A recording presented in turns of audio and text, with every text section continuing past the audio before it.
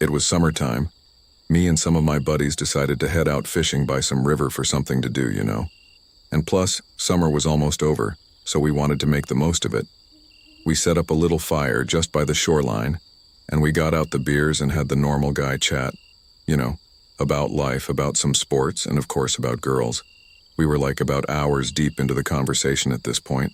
Some of us were a bit drunk, and I was definitely a bit tipsy. We were all laughing about something really stupid. One of my buddies even started rolling around on the floor. Then all of a sudden, I remember the exact moment we were talking about one of my ex-girlfriends. Then we heard a blood-curdling scream across the other side of the river. We all just froze and we stayed completely silent, and we were all very uneasy. The scream was unlike any other that I have ever heard in my life. If I had to describe it, it would be that it sounded like something was literally getting gutted to death in cold blood, murder, and it was so high-pitched and just downright disturbing. We all started discussing our different theories on what just went down until we heard a second scream.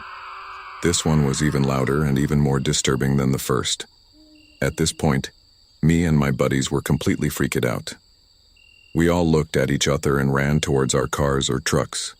We all pulled out firearms just in case something went down.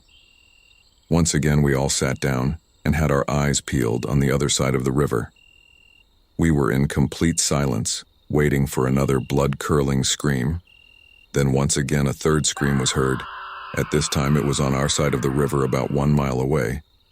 All at the same time, me and my buddies got up and ran towards our cars, leaving all of our stuff behind. We got into our cars. I was about to put my car in drive. Then we heard a fourth scream, and this time it sounded like it was on the tree line. At the same time, we all floored out of there. We never found out what made the sound, and to be honest, I don't want to know. Ever since that day, I have never returned to that river, and I have no plans to return. This happened during a Boy Scout campout when I was 15. My friend who was supposed to share the tent with me called out from the trip at the last minute, so that meant I had to pitch the tent and sleep in it alone.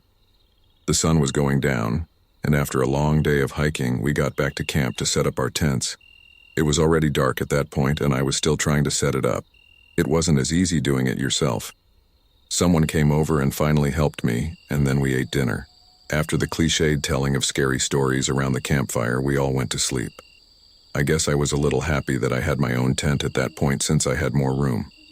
I fell asleep quickly but woke up in the middle of the night to the sound of somebody stomping around my tent. I immediately assumed it was another scout going to take a leak or something.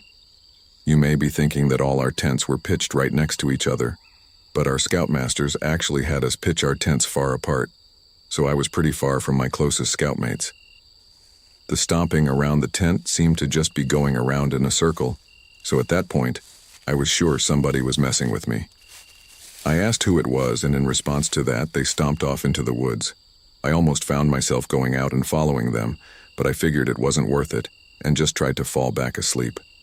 But after that, it was hard to. Sure enough, the stomping came back and started circling the tent again. I was pissed off now, so I got up and unzipped the door to the tent. I was expecting to see another scout, but when I confronted the person making the noise, instead I saw a grown man, probably 6'5" in his mid-30s. My heart was racing, and I couldn't even gather up the courage to scream. The man gave me a creepy smile, and then brought his finger to his lips, signaling for me to be quiet. I did a quick 180 and sprinted to my scoutmaster's tent, screaming like a baby. He ran out before I even reached the tent, and I told him about the man I saw. He and the other scoutmaster ran over to my tent with one of the hunting rifles. But they didn't find the man. They did, however, pick up on the tracks the man left, walking around the tent. We were all told to bring our tents closer together, like literally right on top of each other. The trip was cut short the next day, and we all went home. I have never gone camping since, and I never will again. So me and a couple of my buddies went camping last summer alongside the Willamette River. We actually had a decent hike into the deep end of the woods. We did some night fishing, listened to music, and basically drank to the point where everything was funny later in the night. I would guess we finally called it a night somewhere past 2 a.m. I shared a tent with one of my buds while the other two shared another tent. We heard them laughing about something. At first we laughed at the sound of their laughing, but it soon got annoying and we yelled for them to shut up. One of them responded, "It isn't us." I sat up startled at the response. I came to realize that it was the sound of only one person laughing, and it didn't sound like either one of my friends. Even in my drunk state, I realized how odd it was for somebody to be out this far in the woods so late at night. The laughing gradually got closer and louder to our campsite. My friend shot up and looked at me with a worried look on his face. I heard my other friend scream over to us that they were getting freaked out. As the laughing got even closer, I could make it out very clearly to be the laugh of a male, probably in his 30s or 40s.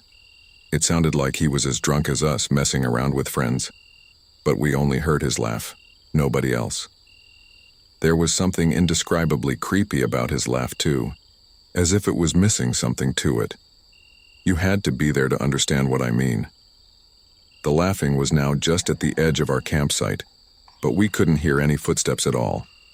Now, that may not seem like a big deal, but it was impossible to move through that without making noise. Finally, all of a sudden, the laughing stops completely. We had no idea where whoever that was standing, as he hadn't made a single stepping sound. We sat there in silence, looking at each other. My friend was clearly freaking out, but he was keeping it together the best he could. Finally, something broke the silence. The sound of something rubbing against the cottony fabric of the tent. We saw the outline of a hand through the moonlight, pressing on the tent. We both screamed at the top of our lungs before getting out of the tent.